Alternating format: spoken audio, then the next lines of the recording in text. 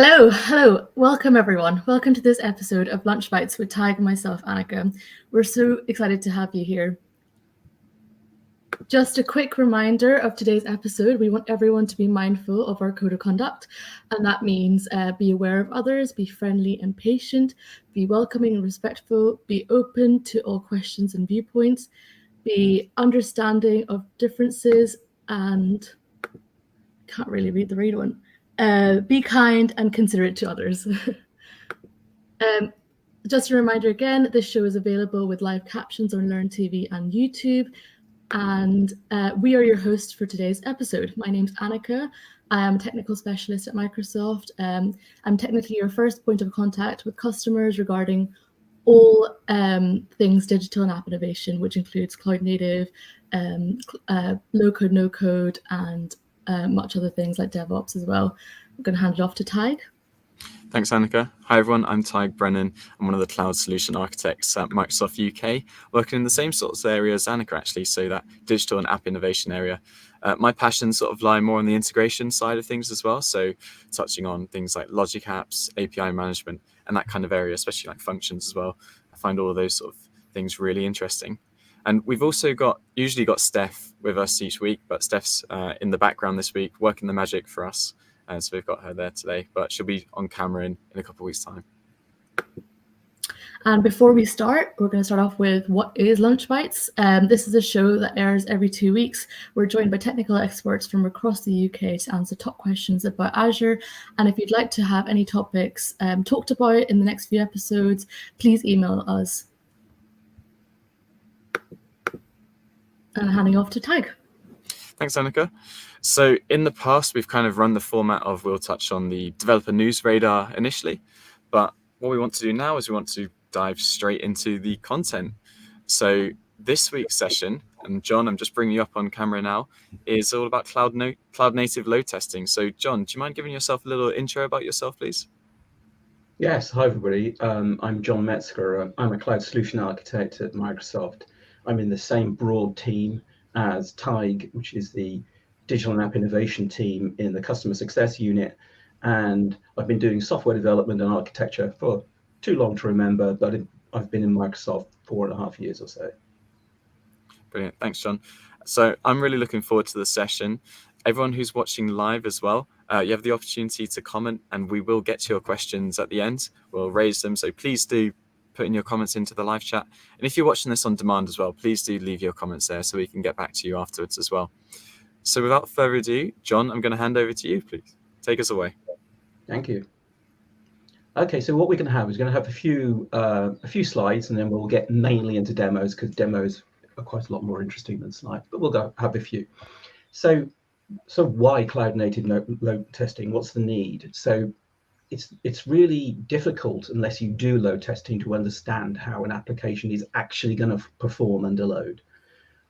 You can look at all the structures all you like, but your code varies, your databases, whatever else. So you kind of need to see how it performs. Usually that is part of the process of sizing the platform and verifying that it's fit for release. So that's incredibly important. But also kind of later on in the life cycle of when you've already delivered some project and you've done something, you've made a bunch of changes, add a whole pile of new functionality, or maybe even fix something that then any change has a positive effect. It can be very, very difficult sometimes to understand what goes on unless you do it. And regressions is all part of that. It's very easy to add some new feature that creates a performance regression somewhere. And knowledge is power in this degree. So doing performance testing is incredibly important. Can we have the next slide? Yeah. So one of the problems with load testing generally is the kind of the hassle factor.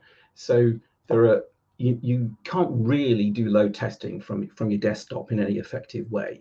You can have a go, but it only gives you very vague indicative terms. So you need really multiple agents, multiple things to drive load into your target system. And there are a number of these products around, and JMeter I'm flagging up here because cloud native load testing uses that right now. And what we're trying to do in this is to remove the hassle factor of the whole provisioning of the environment, running the test, and collecting the results. The good thing about choosing JMeter, loads of people have existing skills in it. It's a peculiar tool itself. Its definitions are XML, but there are lots of skills in it. It has a graphical user interface to define the stuff.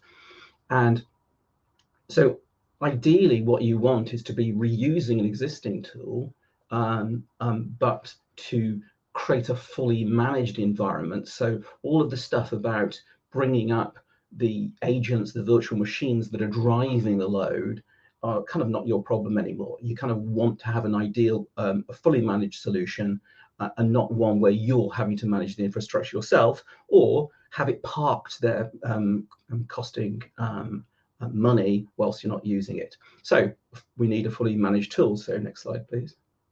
Yeah, so cloud native load testing is a managed solution. And what I mean by that is that you say that you want to do a load test, you say how many agents you want, you effectively give it a JMX file because it uses JMeter, and it will run off, provision that number of agents, run the test, collect the results, and then deprovision those agents. So you can either drive it from the portal, or you can drive it by automation, and we have a demonstration of automation much later in the talk.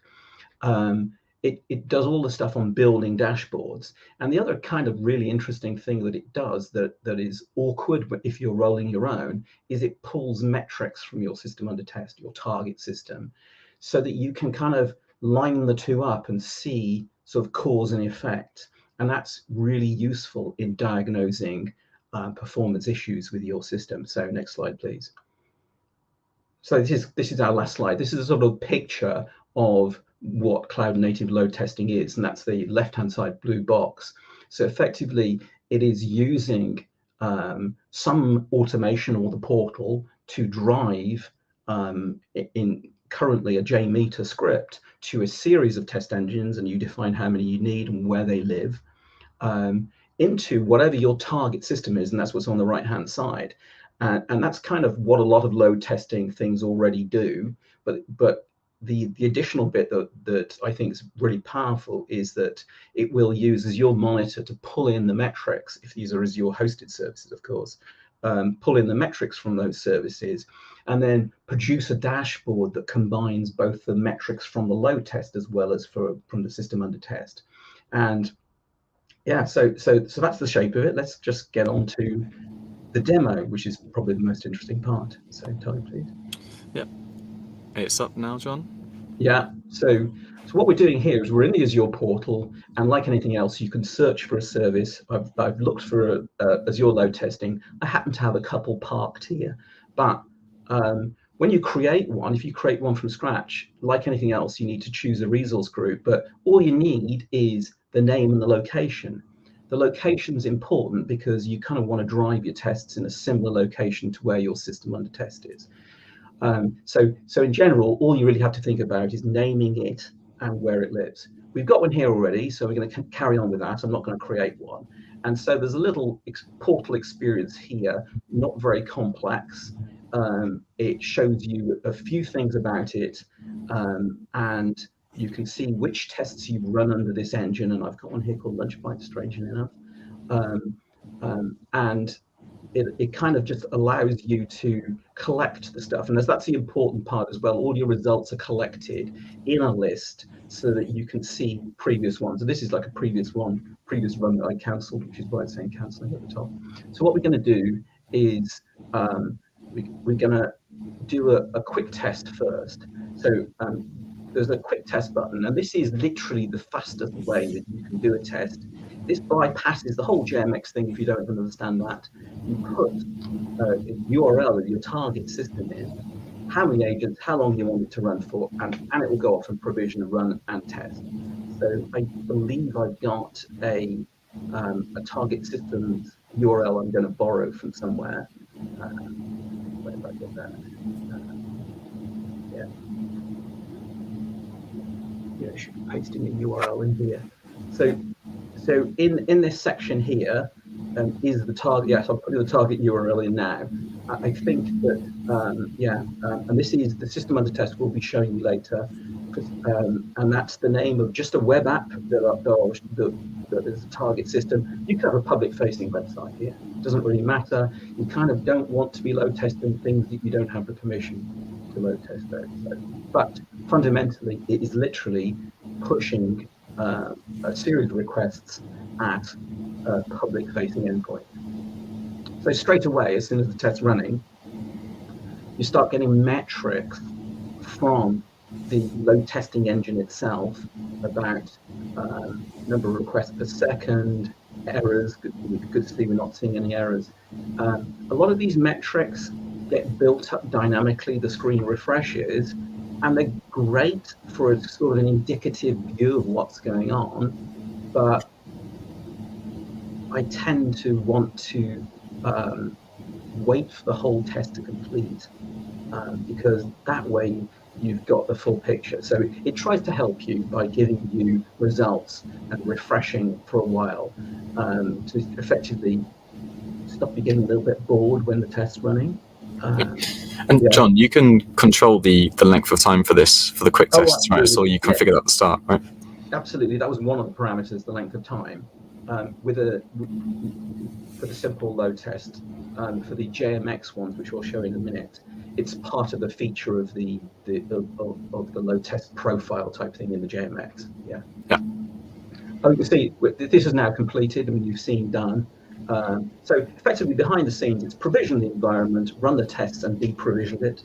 And in terms of the charging model, you're only paying for that brief period of time it's running. So you can see here that I've got some, I'm refreshing here, I've got some useful statistics on the throughput, response times, which are really important, and how many requests went through the system, and importantly, the error rate. Error rate is very important to watch, and it's always good to validate that the target that you're looking at is the correct one.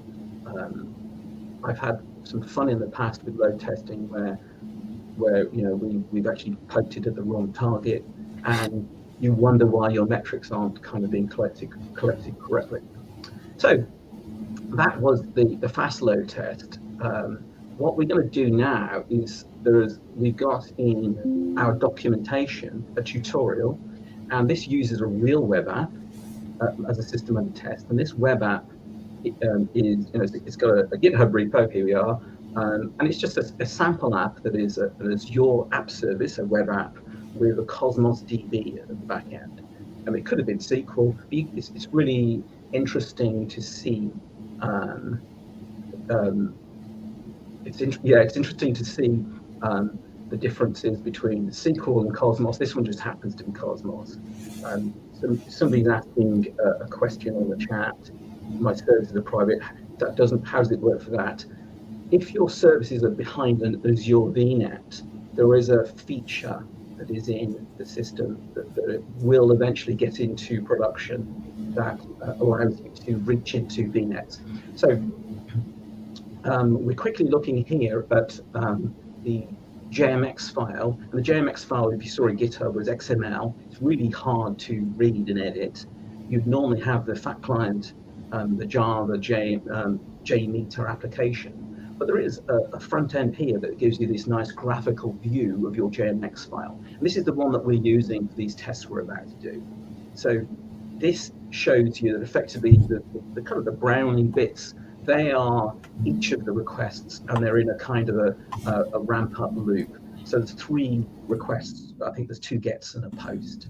I don't think they're very REST centric, these ones. They're not ideal. But this particular JMX has 3 requests it's doing into the service to different endpoints. I think, yes, there's a couple of gets and a post. I'm merely showing this because if you don't have JMeter installed locally and that requires a Java runtime, you can just use this to fiddle around and edit the test. Now, one of the things that's important here is that this test defines a parameter, and I've just opened it out there, where effectively it takes an environment variable called web app, and it's that environment variable that is your target endpoint.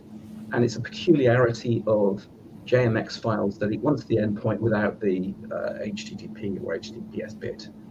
So we'll come to that bit later. So you can see here that in order to use this JMeter file, we're going to have to inject a parameter into it. Yeah. So now we're going to create a new test, but this time actually with that JMX. So I'm just looking at some of my older ones here. So here we have create, and there's a create experience in the portal. And this runs you through kind of a wizard-like experience that's very common in Azure.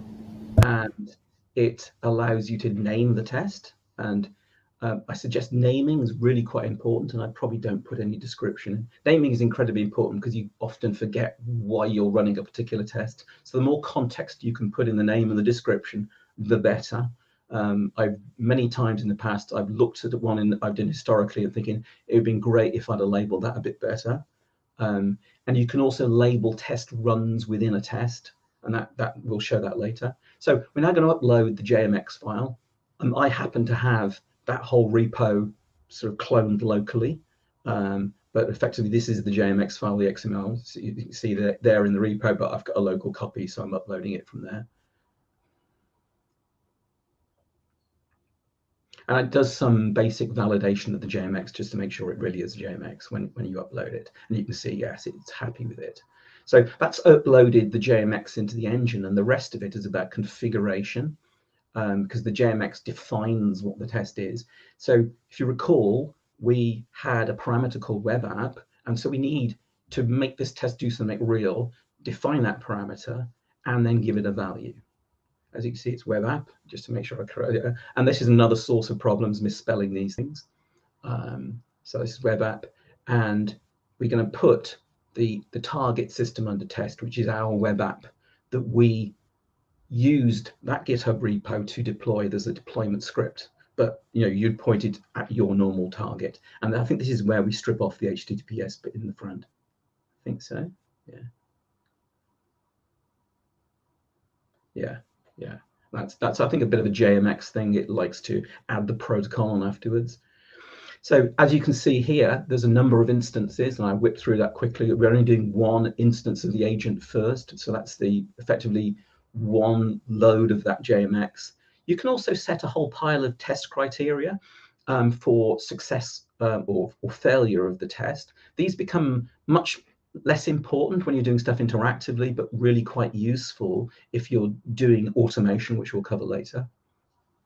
Now, this is the interesting part, is that you can actually pick, when you're defining your test, obviously if the resources are inside Azure, the items are running the system under test. So in our case, this will be the web app, app insights, the service plan of the web app, and the Cosmos database. As you can see them here, there's like 4 components. This is where you choose your own, but this test uses a web app to Cosmos.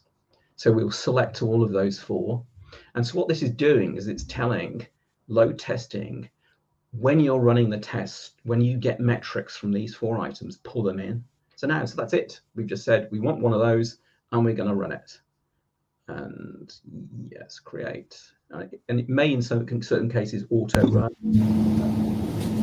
Yeah, validating JMX. It's quite a simple process. Yes, John? yeah, and that's what I love about it, is that it just eliminates this thing about the infra. And I've spent a lot of time nurturing infra for load testing, and it can end up taking more effort. So what I'm illustrating here is that this load test has a specific shape, and what I mean by that is it sort of has a ramp up, then runs along at a certain level of load, then has a fast ramp down, and that's relatively typical of a load test. So it's these things, the parameters, and the ultimate thread group seems to be a very popular one I've used in the past, sort of define the shape and the length of the load test. So you can see now it's gone straight from provisioning to executing, which means the infrastructure has been created. And this for one agent isn't so bad, that you can have, I think we saw the slider scale that was up to 41. If you're doing this sort of stuff manually, that in of itself, in the past with other infrastructure, it can be a 10-minute, half-hour exercise. So right away, just like before, we're getting metrics from the load testing engine, and these are giving you sort of illustrative ideas about what's going on. This test, I believe, is something like 5 minutes. So there is an element, you can overread what you see in this dashboard, yeah, because it's being collected dynamically. And there is a little tab here, which I only spotted the other week is new. And this is actually showing you how heavily loaded each individual engine is. Now, you could devise a JMX file that had lots of threads in it, and you could actually end up overloading the actual agents. And it's good to know that you're doing that and not overload, rather than target system. So it's just helping you make sure that you're building a load test that isn't overwhelming the agents, and that that you should have fewer threads in the test and more agents if you need that level of load. Yeah. So once again, what we're starting to see now is that we've got this server-side metrics thing here. Now, this is the bit where we're collecting from the system under test. Yeah. And what we do see here, and you'll notice there's not much here, is that yeah, these are behind, and this is a fairly typical thing of where log analytics style metrics can be a little behind the metrics that we're generating from the load and that's fairly common. So in terms of trying to work out what's really going on, you kind of need to have a bit of patience and wait for the load to finish. And we jump to where the load's finished, and what I quite often do is I refresh the page, because I think to myself, yeah, has it collected everything yet? So we've got a great summary here. So effectively, the good thing is it'll say how much you've done, how long it takes, throughput, and you can see this nice ramp shape that was like ramped up along and then down. Yeah, here. And that's the shape in the load test. And pretty interesting, pretty okay. You can see lots of stuff's happening, but I did see a spike on one of the other ones, and this response time gets a little bit poor. So on the right hand side there's a little bit of a spike.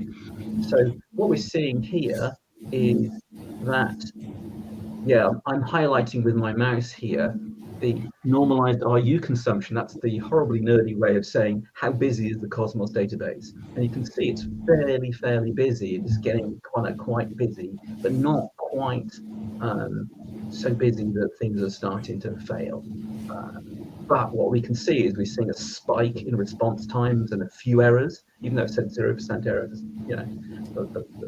a few errors creeping in. And that's always a bit of a warning that you've kind of hit the edge of how many tests this particular form of infrastructure can take.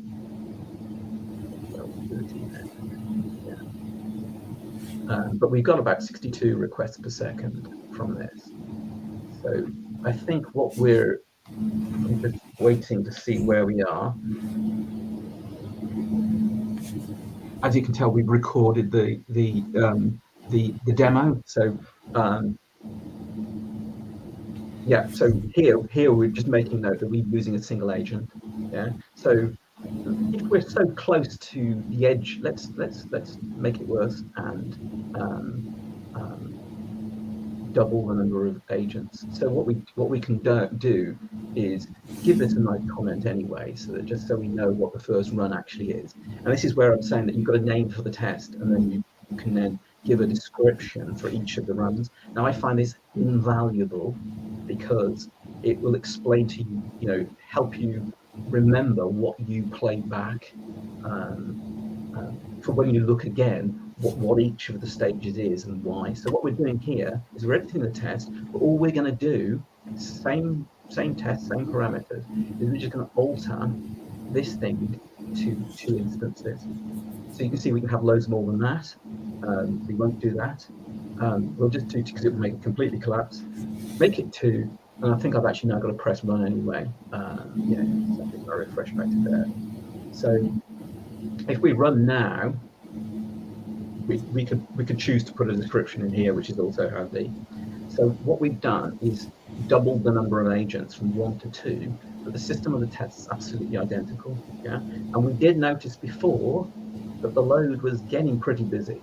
Yeah, so I'm probably going to have a wander in. So what we saw was the summary thing, but each for kind of to help, each of the services within Azure will have its own metrics, and you can see that here the CPU of the web app was really busy, and so that could be that we might have to scale that. We're not really sure, and what we can see from this is the database, by the way. This is the Cosmos database. Things are getting pretty busy with the Cosmos database, but inside here you can decide what the throughput of a database is within Cosmos, and the default one is a 400, what we call request units. It's our unit of throughput with Cosmos, and so you can look at metrics of you can dive in, so you don't have to totally rely on the summary that's in the load test portal. But the real problem is when you're looking at your metrics, you're mentally having to line up the timelines with when you did your test. Yeah. Whereas the load testing collected metrics do that for you. Yeah. So here we are. This is the database, and I'm just showing that this one has fixed scale, and it's the lowest tier of 400. So I'm not going to alter anything now. This is for when we run the next test. So we're going back to the test that's still running, and we can see that things are starting to ramp up now, and things are starting to get more interesting because we're driving twice the load. Yeah? And when that starts to, okay, it's now completed. What we're going to see is this one will look slightly different, and you can see that there's a 0.33% error rate. But you can see here it's all looking horribly spiky. Now, I've done quite a bit of load testing in the past, and when you see things that are spiky, that usually means bad. Yeah, because errors are happening. Exception handlers are executing, and it causes sort of spiky delays. So it's always a little warning sign if you see spiky stuff. But what you can see here is right early on, a third of the way into the test, it hit the 100% RUs of the Cosmos database. Yeah, and the CPU percentage of the web app actually didn't suffer that badly. So you can be led astray by thinking that if the CPU is quite high in one test, that it'll be high in another, but it really is trying to find out, which is the point. Is it the web app or is it the database in this instance that the performance is pivoting around? What can also be helpful in understanding stuff is you can run a comparison between test runs, and it's kind of useful for lining things up. Unfortunately, we split them in a way that probably, because each of those tests had 3 requests, they're all split out. But the Cosmos one's much more interesting, though. You can see that how the slope is steeper for the newer test.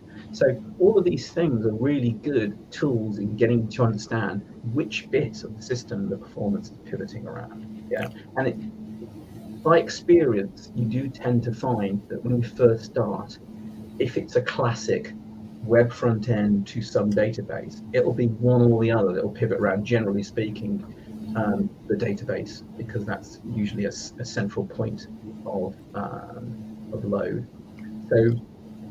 So we've been able to do a comparison. We've got one with 2 agents that created errors. Quickly go back to Cosmos, and we'll make the thing bigger. Now, I could have gone and made that one automatically scaling, but instead I chose to make it 3 times bigger by making it 1200. Yeah, auto scaling is very, very interesting, but when you're dealing with auto scaling, you have to be slightly cautious that how quickly the auto scaler kicks in. And that's another great reason to do load testing, is if you think, I've got some auto scale on this, it will work. The auto scalers generally need metrics in order to scale, and sometimes they can be effectively behind the load curve. So you have to be a bit careful with auto scale stuff. So we're running the 3rd test. So we're still keeping it with 2 agents, but we've tripled the scale of Cosmos. the power of the cloud here. We've just by the press of a button, we've got 3 times the throughput on the service, and we're running this third one now, and it's going through this whole cycle.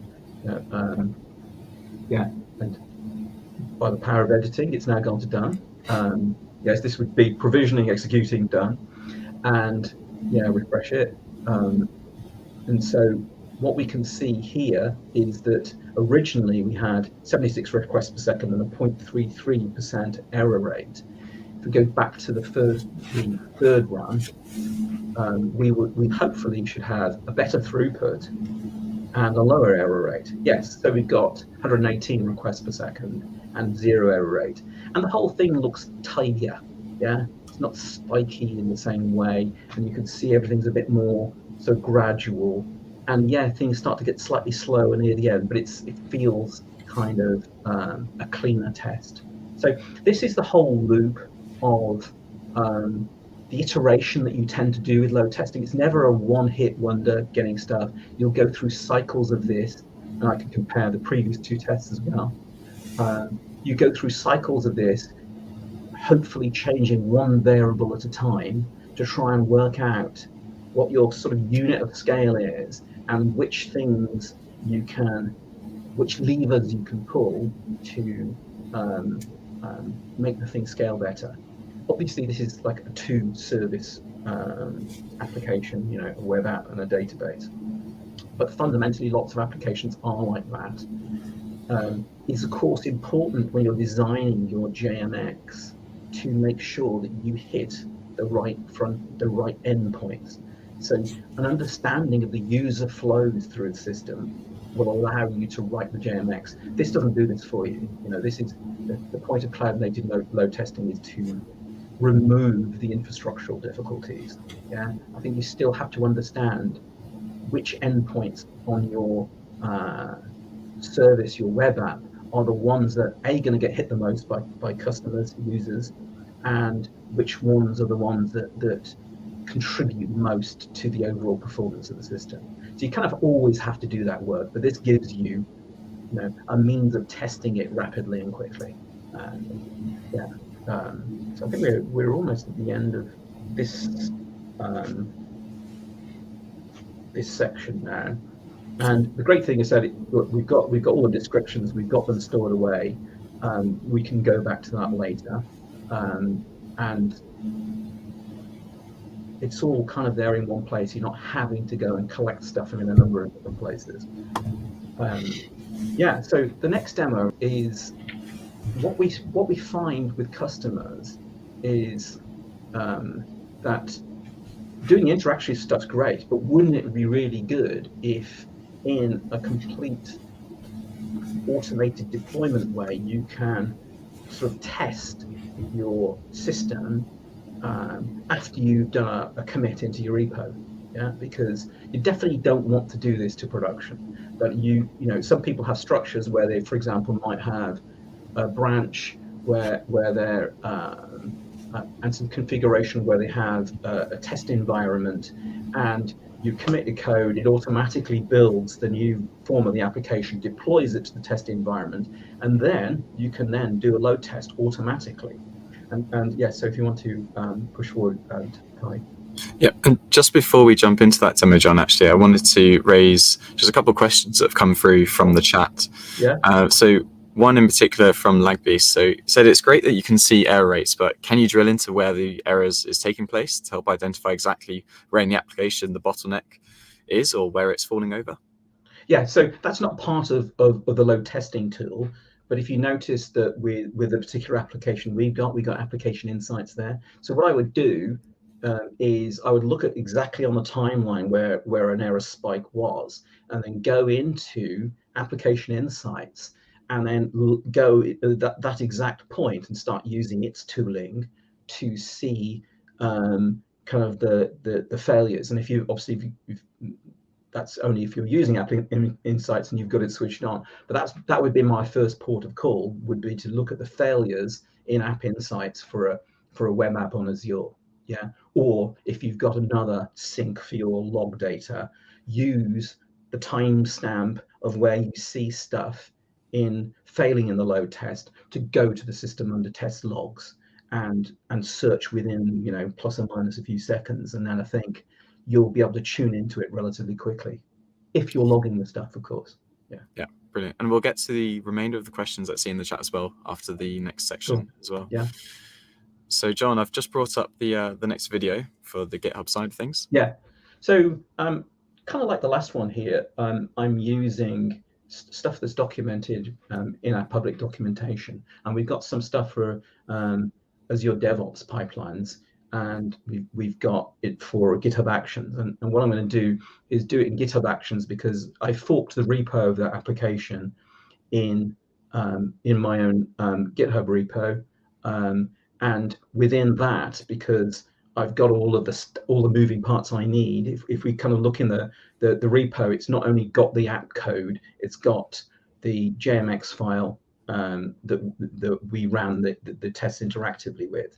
So with GitHub Actions, you kind of create a GitHub action, which is a piece of YAML inside a specific folder, and I've done one here already, and effectively this is the whole thing. So there is an action specifically for load testing. So effectively what you do is you sort of authenticate against Azure so that the action can authenticate, and then you then have this piece of YAML which points to the load testing instance and configure that you've provisioned. So this YAML has to work against the load testing instance that's in the Azure portal. It needs to be authenticated against Azure, and then you effectively point it at a YAML file which defines the load test. You don't normally see that YAML file when you're doing it interactively, but there's a YAML file which defines what the JMX is, how many agents, and what the test criteria are. Yeah. And I'll probably show you that in a sec, but that's the definition of the load test. And as part of that, what am I looking at here? It's quite small. Yeah, it's pulling in the configuration secrets, and there's a parameter at the top of the action, which is the URL endpoint. I probably wouldn't leave that actually inside the code of the action. Yeah, here, this is the endpoint that we had earlier.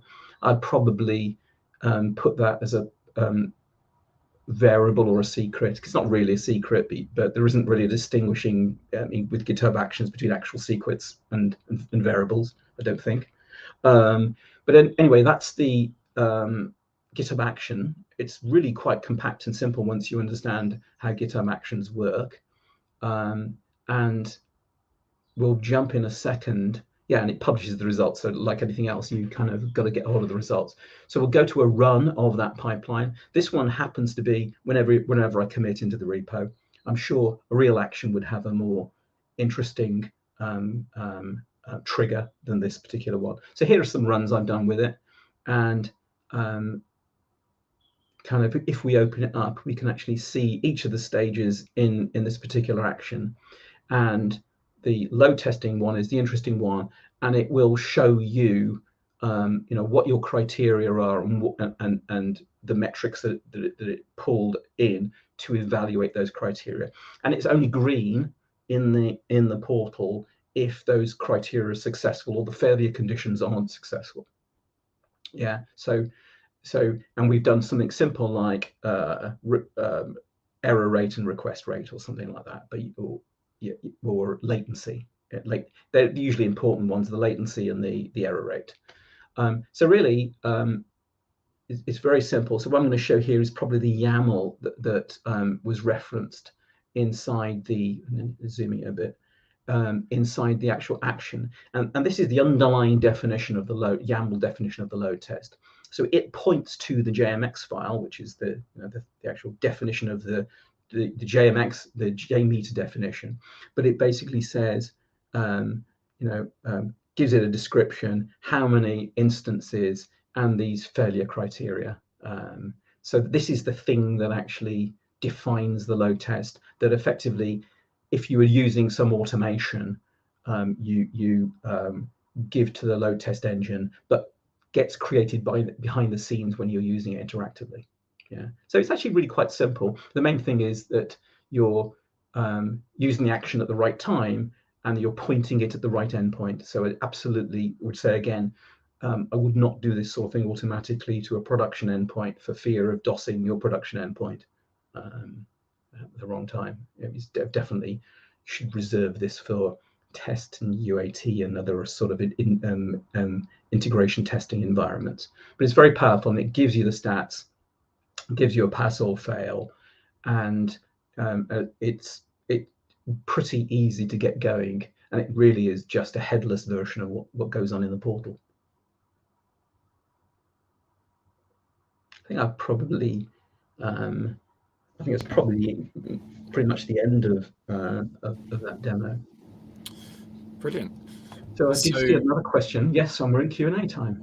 Yeah, Q&A time, exactly. So one of the first questions I'll bring up is from Kieran Brennan. Can you use this to test your APIs as well? Absolutely, yeah. And I've probably used this sort of thing more for APIs than I have used it for actual interactive front ends. As long as JMeter can form the correct web request, I think where things get interesting with any of these things, it's more of a JMeter thing, is if you have to authenticate interactively against the endpoint. If you're using keys, pretty straightforward. If they're using OAuth 2, I think JMeter has a thing for authenticating OAuth 2 requests, but that's really about JMeter, not about the load testing engine. So yes, yeah, doesn't care. Yeah. And one of the earlier questions from LunchBytes as well is, what really are the benefits of using this over just JMeter? So using JMeter, which is integrated with Azure, using listeners anyways. Yeah, I think it's the hassle factor. So it is using JMeter, yeah, and what it's providing for you is a way of provisioning largish scale. I mean, I've only ever used about 30 agents, but with 30 agents, you can potentially drive thousands of requests per second into a service. So just in saying that you want to test something to some decent level of load for something public facing endpoint, you really can't do it from a single endpoint, and you end up yourself having to orchestrate all this stuff. So we're not trying to replace JMeter in any way at all, because it incorporates JMeter. It's trying to remove the hassle of having to nurture the infrastructure yourself. I've done stuff with container instances, which we put JMeter images onto a couple of years back, and we used to spend an age for, so for example, you had a 5-minute test, we used to provision, it used to take 10-20 minutes to provision for a 5-minute test, and then it used to take almost as long to deprovision, which is ironic, interesting. Either that, or you have the stuff parked and you're paying for it when you're not using it. So I think it's that combination of the infrastructure flexibility and cost flexibility. Great, thanks. And thanks, LunchBytes, for being in the chat and asking the questions as well and being engaged. So one of the other questions that I wanted to get to is, for example, the JMeter dashboard actually looks different to this dashboard. I prefer JMeter dashboard. Someone might say, can we get one of those? Can we make it look like that? Yeah, so that's quite an interesting question. The service is still in preview, and early on in the preview there was a little, I don't know whether you noticed in the, I can't show you the demo right now, there was a download menu thing in the load test, and there used to be a thing to download the native JMeter dashboard. They've switched that off for a while. I suspect it will come back in when it goes to become generally available service. But you can also download the results file and build the dashboard yourself. So that's what I've done recently when I've used it. Yeah, I quite like the JMeter dashboard too, and I was used to looking at the different views that had. So you can download the results file and run it through the JMeter command line, and it'll generate you the dashboard. I know it's a slight pain. I suspect that will come back in when it GAs, but I think we switched it off to, I don't actually know why we switched it off, but this is the nature of a preview service. And as it's in public preview, John, do we have any idea of kind of the hopeful timelines of this service becoming generally available? I've talked with the product team about that exact thing a couple of times, and they aren't publishing a timeline, but they basically say they're kind of hoping that towards the end of this calendar year, early next calendar year, it will GA. Now, the other thing I think is useful to say, we don't normally recommend that people use preview services. That's really for preview services for building your actual solution in. For me, a preview service that's a test service that helps you make your service scale better, yeah, use it. I mean, the only hassle you get is that it's limited in the number of regions it's in now because it's a preview service. So my view is, yeah, it'd be great to see it GA, but don't wait until it GAs if you have an immediate need and you think this works for you. Mm-hmm. And I think one thing as well with a lot of preview services is, yes, they don't come with an SLA like the generally available services do, but that doesn't mean that Microsoft don't want to help you out if something does go wrong, because they want to make sure that the services run in the best way. And yeah, if there isn't an SLA, but there is still, the opportunity for us trying to help people with those services to make sure that everything runs nice and smoothly. Yeah. So we've got another question from Lagvisi. He says it's the last one, and I'll raise it up now. What do the costing factors look like for this? So we're using Azure currently for application. Is this an over and above cost, or is it free if you're using Azure already? You probably know the answer to that one, Lag. So effectively what you're doing is you're pay. I think there is a pricing model for load testing. So to step back, there's two parts of the cost that you'll experience when you're doing load testing. There's the cost of your system under test, and therefore for load testing purposes, you're going to have to put up an environment of the scale that you need it to be in order to effectively load test it, and that will have a cost associated with it. And there would be, potentially a network traffic thing. So, for example, certain services attract networking type things. So when you're doing load testing, you're hitting it hard. There are system under test costs that are about the system under test. For a load test service itself, I think that there's a relatively small, $50 a month standing charge for the load testing service. I don't tend to haven't looked that closely, but what it does is it meters you on the load test runs. So kind of like some of the other services that we use, you effectively, from the point that you press go, multiplied by the number of agents you've got until the agents get deprovisioned, you're charged for that little timeline. So when it's not doing anything, it's not attracting much cost. I must admit, looked in detail at what a sort of test run would cost. I'll have to take that away as an action, I think. I should know that, but in general, it tends to pale in comparison with the system under test. But it's always difficult to put absolute numbers on it. Yeah. And the final question from me anyways is actually, what are the important skills to consider when doing load testing? Because it's obviously we've got a great tool here, but it's not just the tool that runs things. What do we need to know ourselves, John? Yeah, I mean, actually that in many senses is a challenge thing of its own. So what I would say is, first of all, an understanding of how your application works is really quite important, and therefore which endpoints to prod and how to look inside the application to see what's going on. So you really have to understand your system under test to be really effective. The other skills, I mean, building JMX files of any level of complexity is a bit of a black art in of itself. And effectively what I would do is start off simple, have something that hits your service, just make sure that your service doesn't buckle under the first piece of load it gets given, and believe you me, that does happen.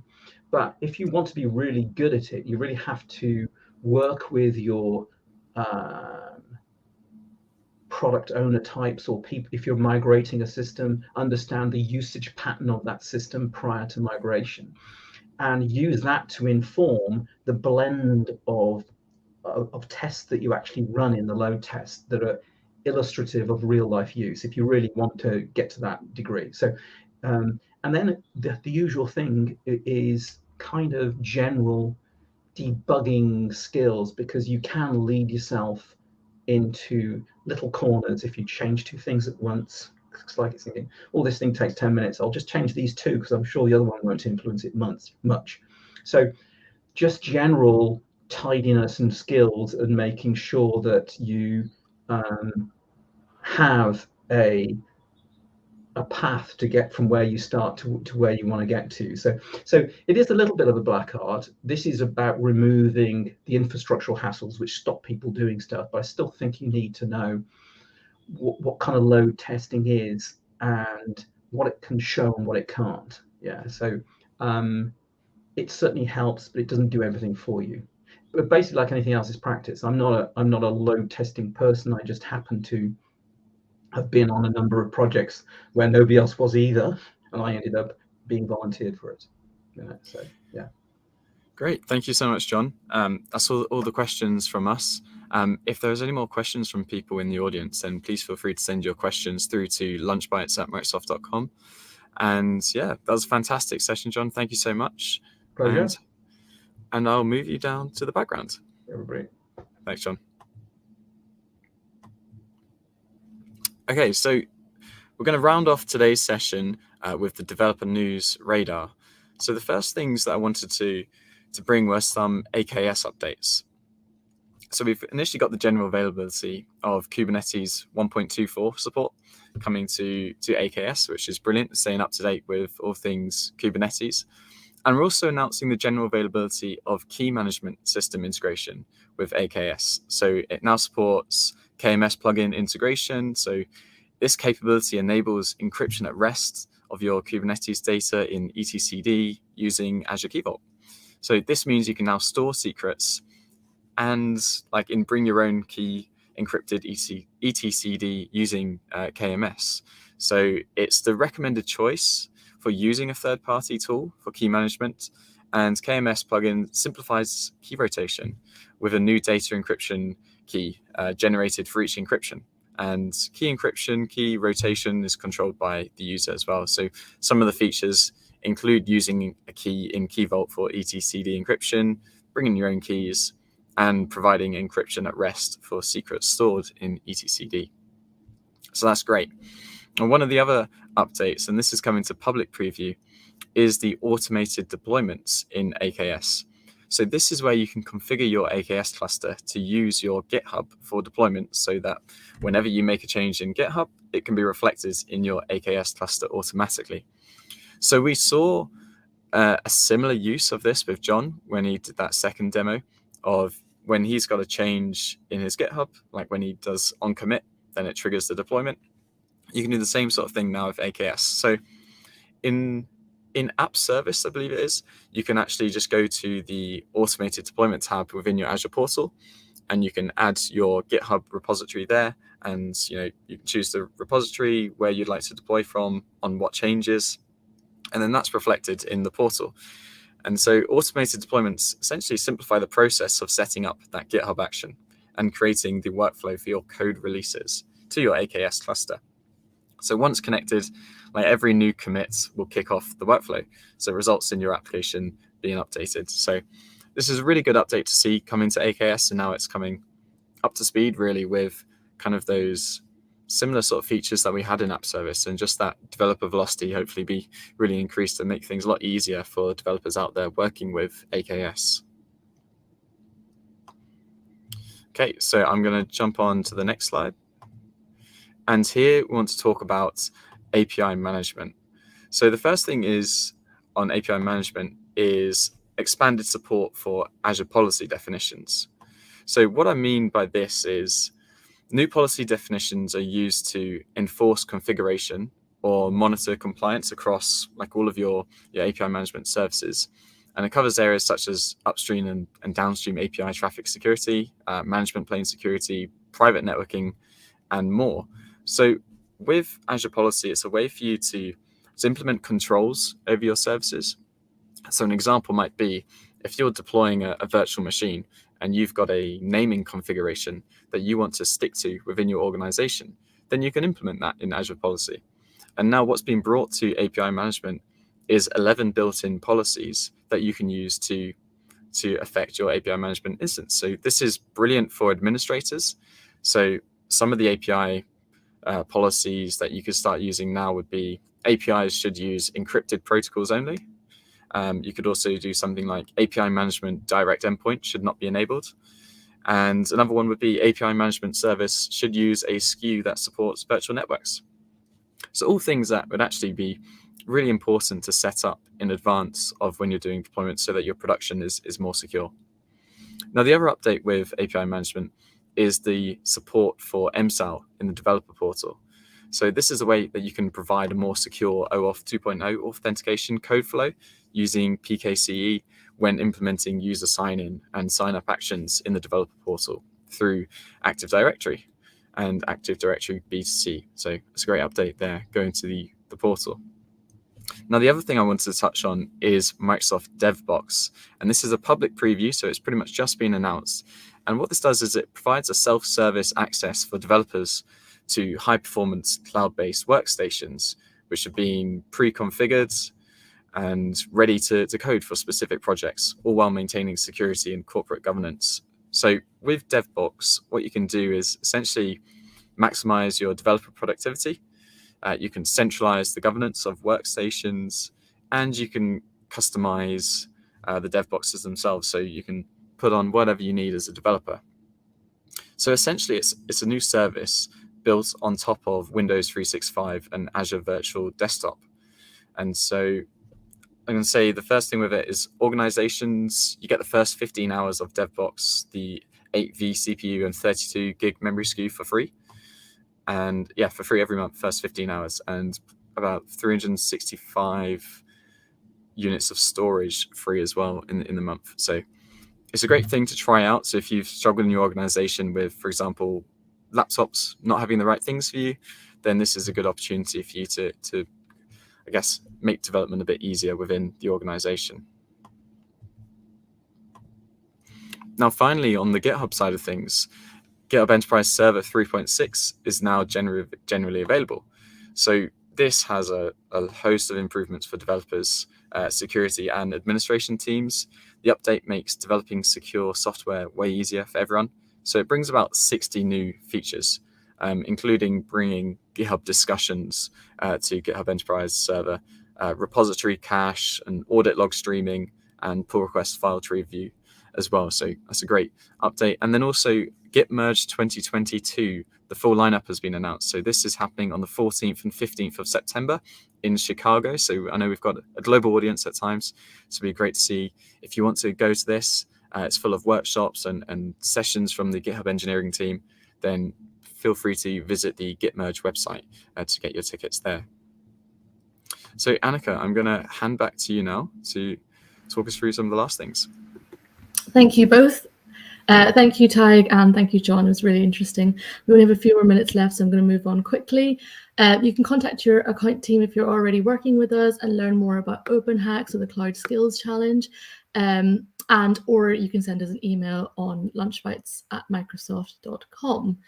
Another thing is you can check out our UK Developer Hub for all of your needs, from being a beginner to Azure or an advanced expert. You can find out more about our community events. For example, the Microsoft Reactor has an event, an Azure Adventure Day on the 12th of September, and a DevOps Open Hack from the 13th to the 15th of September. And just another thing, there are a few more group events. So there's a few meetups from Yorkshire in Leeds on the 6th of September, the Midlands at Azure meetup in Birmingham on the 7th of September, the Azure Adventure Days, AKS at the Microsoft Reactor on the 12th of September, and the DevOps Open Hack 13th to 15th September. Yeah, it's a good opportunity to meet up with John at the Midlands one, as he's one of the organisers for that session. Great, and so in 2 weeks' time, we've got another session. This time it's being delivered by Pathic, And he's also one of our cloud solution architects in the same team as myself and John. And he's going to be talking about using Terraform with Azure DevOps. So join us again on the September the 7th, 12 p.m. British Summer Time, and hopefully see you there. Thanks, everyone. And thanks, John. Thanks, Annika. Thank you. Bye, everyone.